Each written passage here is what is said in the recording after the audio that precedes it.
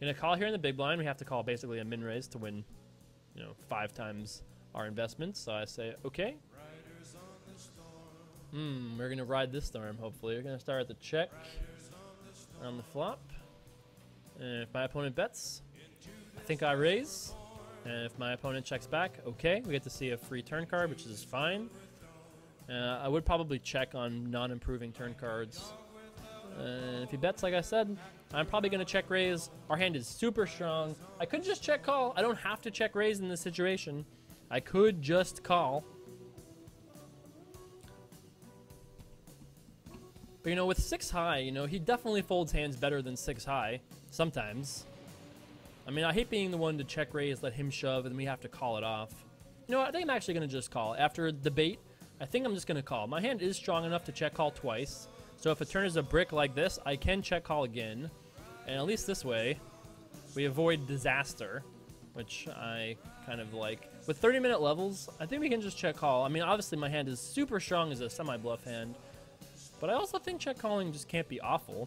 If he bets 6K here on the turn, that would be annoying. But I mean, we still have a lot of equity against everything he has, basically, unless he has a hand like Ace King of Diamonds, in which case we're fucked against that hand. But also because a 6 and a 4 I wouldn't think is the best hand for us. So I'm just going to check call here. And against a half pot bet, I think check calling is the right play. I could even check shove. You know, it wouldn't be an awful play to check shove here. Put some pressure on hands that are just bluffing on his own if he has hands like 9-8 or Queen 9 or...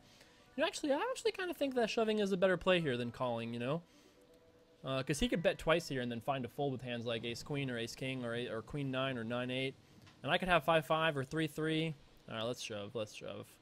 Also, if he calls, I still have like 30% equity. I could hit a 7 or a deuce and probably a diamond and maybe even a 6 sometimes.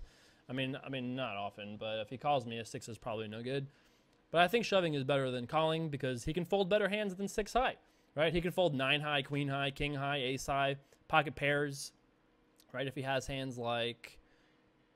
I don't know how often he's going to fold a jack to me, but even if he sometimes folds a jack here, I think this will still be profitable in the long run. Risking 20K to win 10K right now.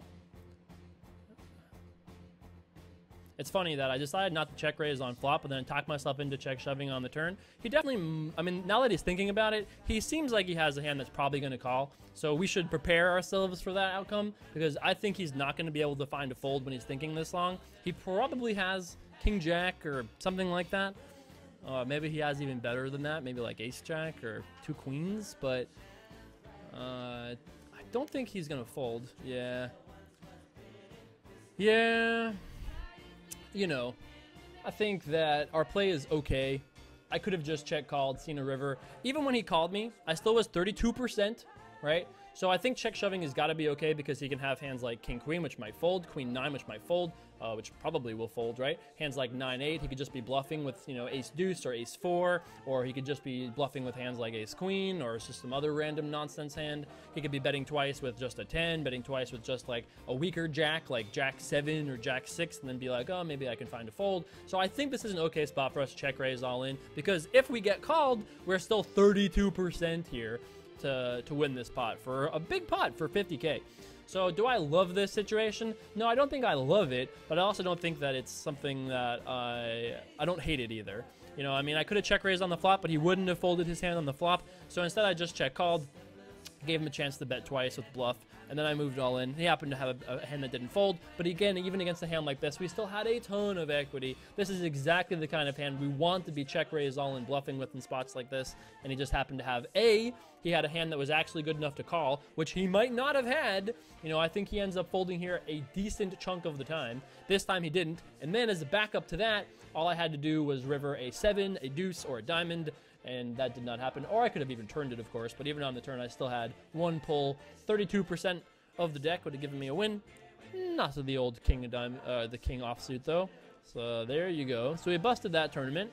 So there are 2 choices for us right now.